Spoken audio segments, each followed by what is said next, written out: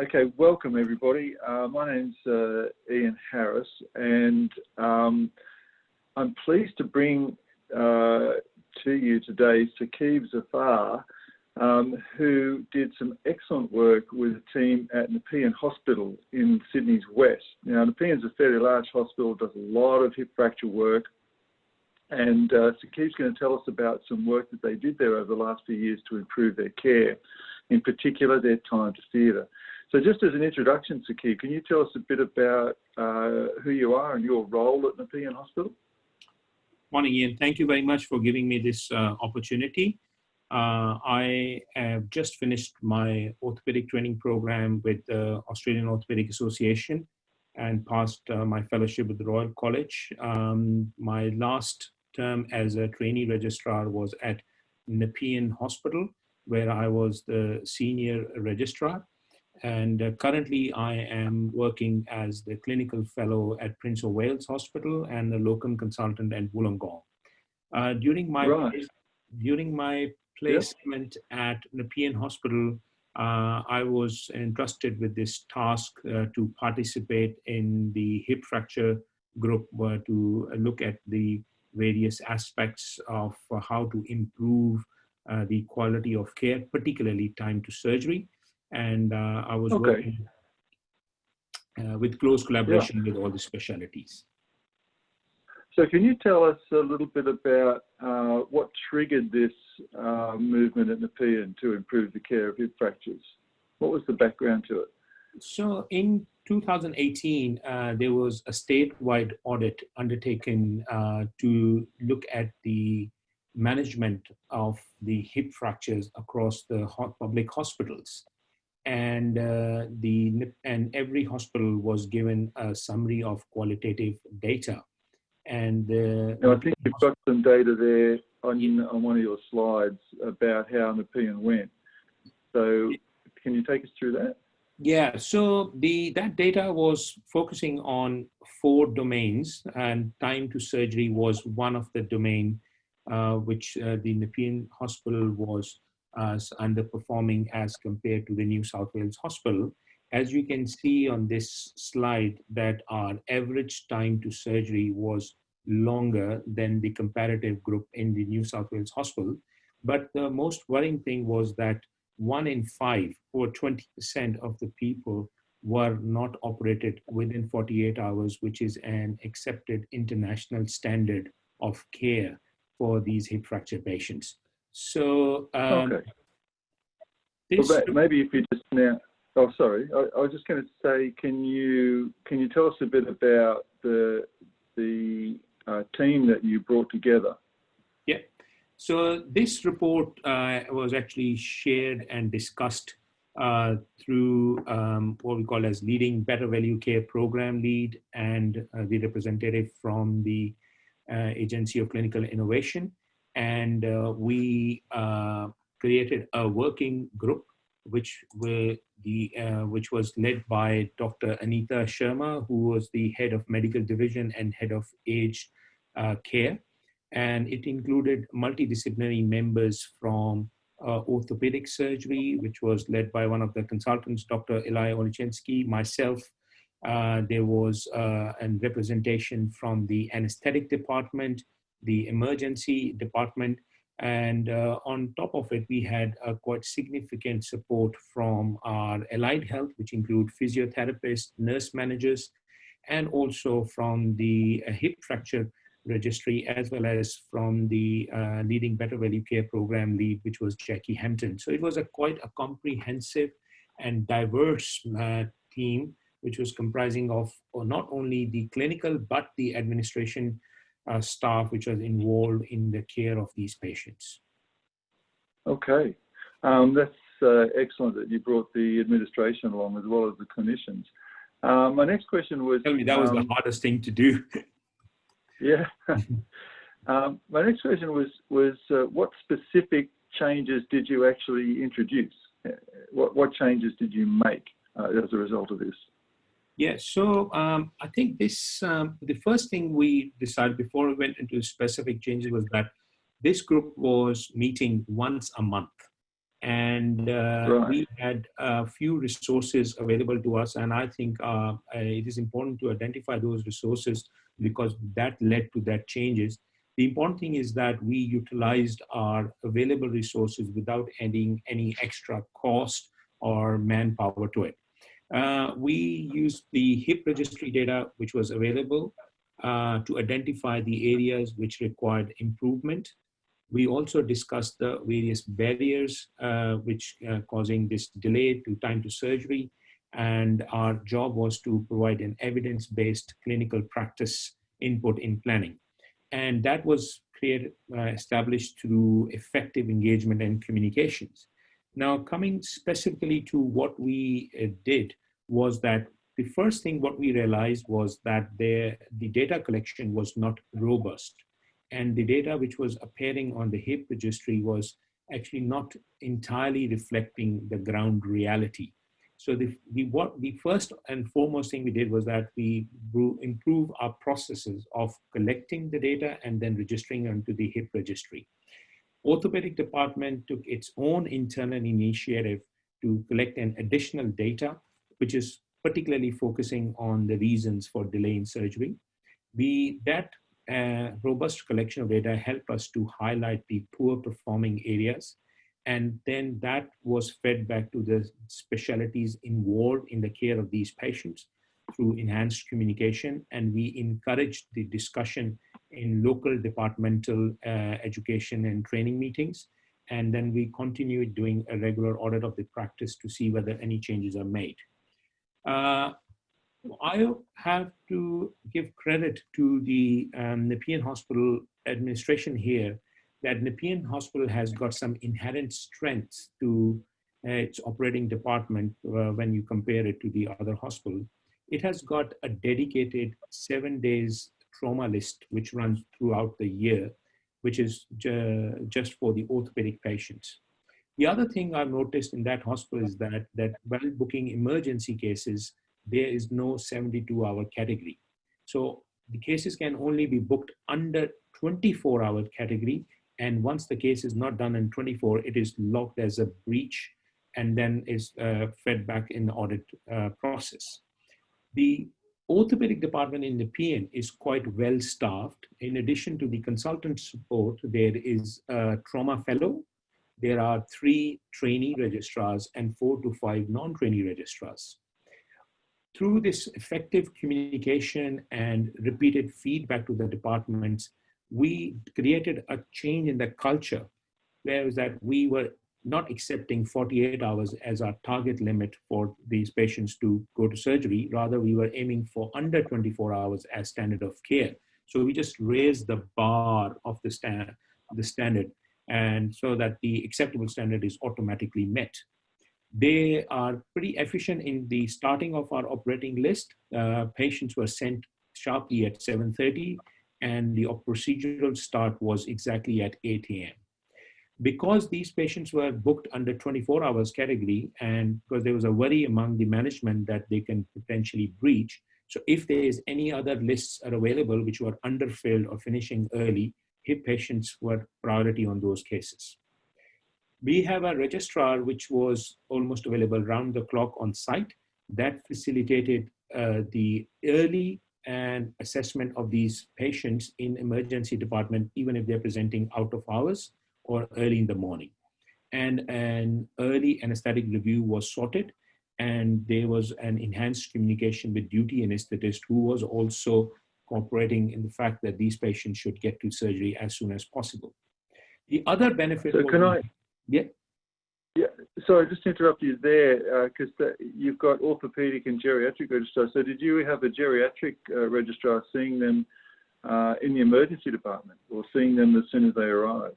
The geriatric registrars normally see those patients during working hours. However, out of hours, we utilize the services of the medical registrar who was in contact with the Department of Medicine and things as well. So there was, the aim was to get a comprehensive medical review, which was either through a med reg or through a geri reg. Very good, yeah. Okay, sorry, go on. Then the other thing we had is that we had a cohort of anesthetists who had special interest in trauma patients, particularly in hip fracture patients. And I must thank them that that facilitated the safe and early operation of patients who were not medically very well. And that, again, that was based on the fact that we were minimizing the need of any investigations which would likely not to have a significant impact on their anesthetist and post-operative recovery. Overall, prioritization of the hip fracture cases was, I think, for everyone, in not only the surgical department, but the medical department, anesthetic department, and also the administration staff. Wow, that's a real culture change. Yeah, but getting people who are keen, so getting anesthetic people who are keen on hip fractures, that kind of thing, seems really important. Now, I think your next slide though is going to tell us a little bit about some barriers, because nothing like this ever goes smoothly. There's always problems. So, can you tell us a bit about that? Yes, you're right, Ian. So nothing ever changes without some resistance. So there's always that. I think the biggest barrier for us was that, first of all, is the timing. And the main thing was to establish the meeting at a time which suits everyone. And again, I'm thankful to all the members of the team which made themselves available. But we had more flexible arrangements as well. Like we were willing to arrange meetings outside business hours. We also had a virtual platform like we used a couple of weeks ago. And also, even if there was some members who were not present, there was a proper written feedback given to them. So timing is one as well. And it took us a long time to bring this change. It didn't happen overnight. It took us almost 2 years. Then the other limitation was that although we had enough resources, but still, like, we have to manage this within the resources available. So we were not requesting for any extra theater lists. We were not requesting any extra anesthetists around day one. So we have to work within those resources. But all we did was that we managed those resources for, as I said, utilization of the theater time, early start, reduced turnaround time. There was a plan from the anesthetic departments that which patients will require what type of anesthetics in advance. So there was no delay. We also make sure that the surgical staff was also available, even if at a short notice, so that if an opportunity arises on another list, these patients could be prioritized. The other thing what I realized was that there are conflicting priorities of different specialties. ED is mostly concerned about disposing of these patients to wards within 4 hours. Anesthetists have their priority to deliver safe anesthetics, and they wanted to get all notes available, some investigations, sometimes out of hours echoes were there. So we have to coordinate with these specialties in a very effective way. But discussing these priorities in a multidisciplinary environment where the representatives were available, it was a very good experience to share the needs as well as, in inverted commas, I say, the frustrations of the other end as well. And a common plan or a pathway was agreed upon. And most of the people who were working those specialties adhere to that.